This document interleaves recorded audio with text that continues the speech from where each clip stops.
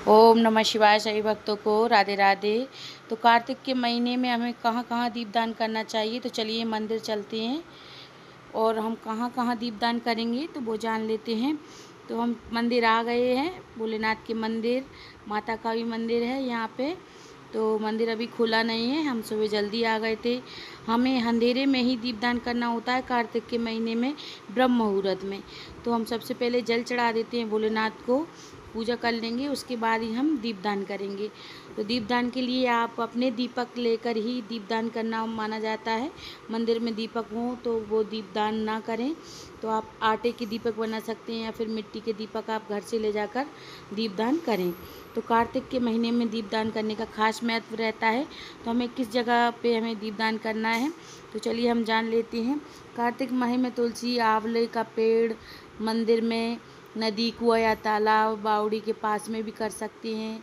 और दीपदान करने और इसका फल हमें भगवान विष्णु, माँ लक्ष्मी जी को प्रसन्न करने के लिए हमें दीपदान किया जाता है।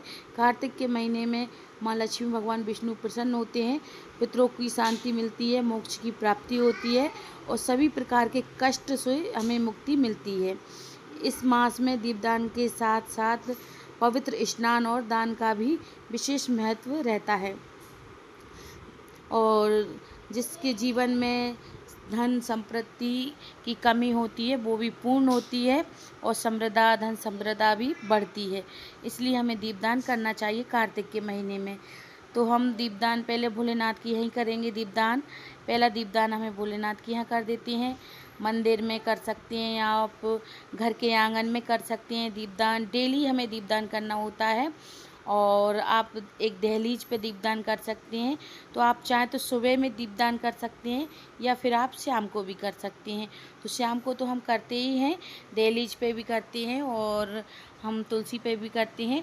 तो सुबह में भी हमें करना चाहिए, ब्रह्म मुहूर्त में वो ज़्यादा खास माना जाता है।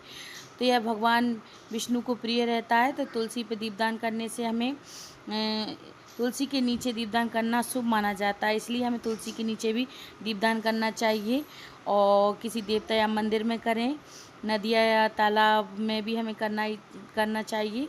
घर के आंगन में आप दीपदान करें, छत पे कर सकते हैं, तो आप ऐसे भी कर सकते हैं। मंदिर अभी खुला नहीं था, हम सुबह जल्दी आ गए थे।